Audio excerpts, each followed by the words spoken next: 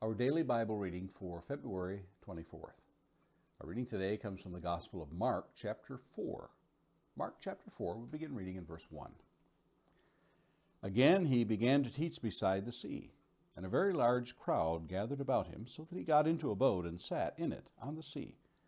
And the whole crowd was beside the sea on the land. And he was teaching them many things in parables. And in his teaching he said to them, Listen, behold, a sower went out to sow, and as he sowed, some seed fell along the path, and the birds came and devoured it.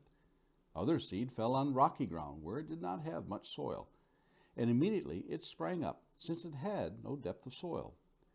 When the sun rose, it was scorched, and since it had no root, it withered away.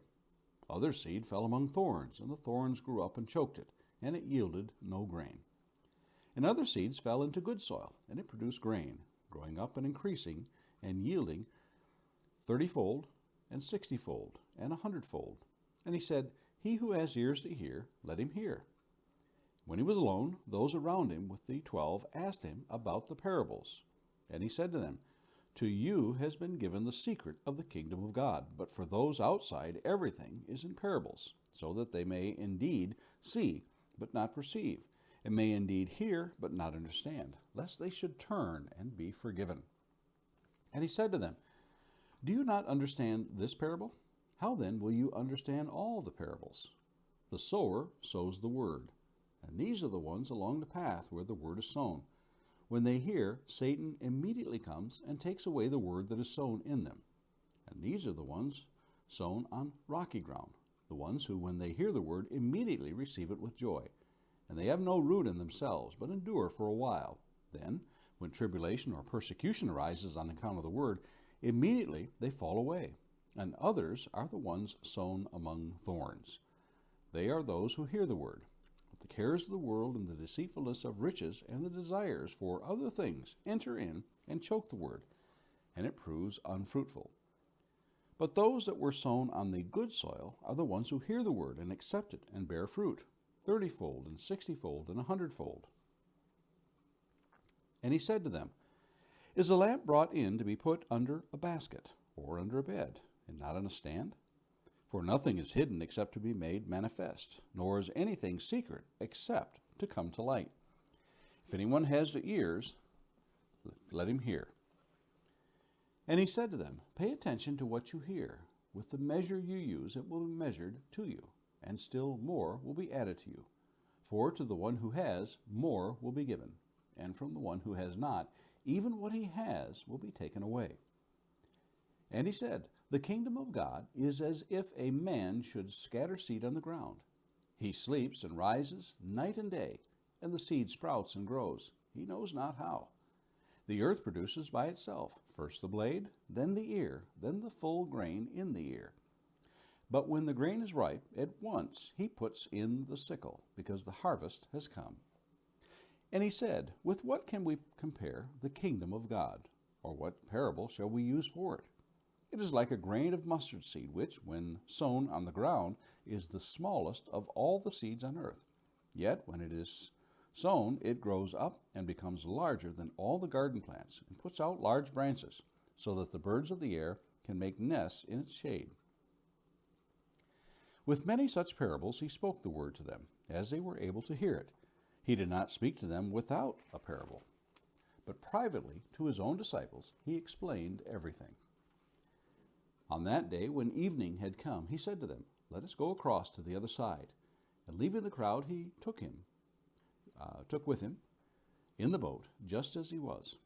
And the others were with him, and a great windstorm arose, and the waves were breaking into the boat, so that the boat was already filling. But he was in the stern, asleep on the cushion. And they woke him, and said to him, Teacher, do you not care that we are perishing? And he awoke and rebuked the wind, and said to the sea, Peace, be still. And the wind ceased, and there was a great calm. And he said to them, Why are you so afraid? Have you still no faith?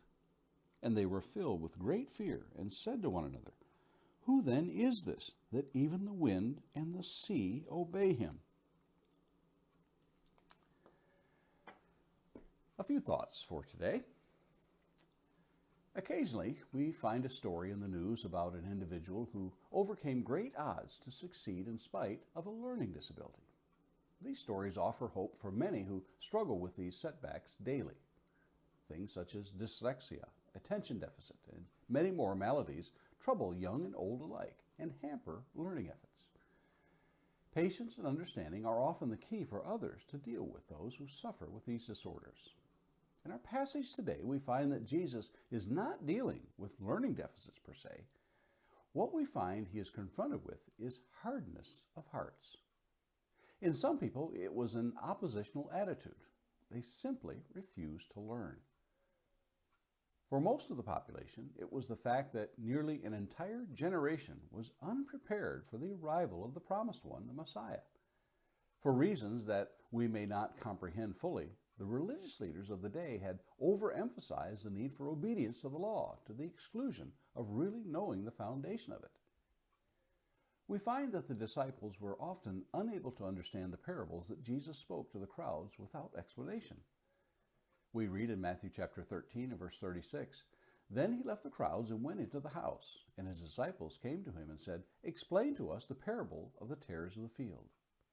And again in Matthew chapter 15 and verses 15 and 16, Peter said to him, "Explain the parable to us." Jesus said, "Are you still lacking in understanding also?" And yet again in John chapter 16 and verse 18. So they were saying, "What is that he says? A little while. We do not know what he is talking about." Many other times, Jesus dealt thusly with his disciples about not understanding. It wasn't for learning disorders. It was minds unprepared to accept the spiritual lessons of the kingdom. Those mysteries that Jesus unveiled to his disciples have remained for us today. They are now preserved in God's Word, the Holy Bible. The writings are not easy, for sure.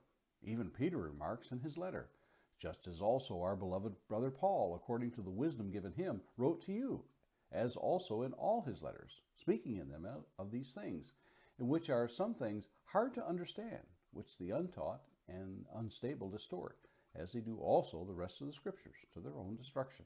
2 Peter 3, verses 15 and 16. But for those who diligently seek, they are assured they will find.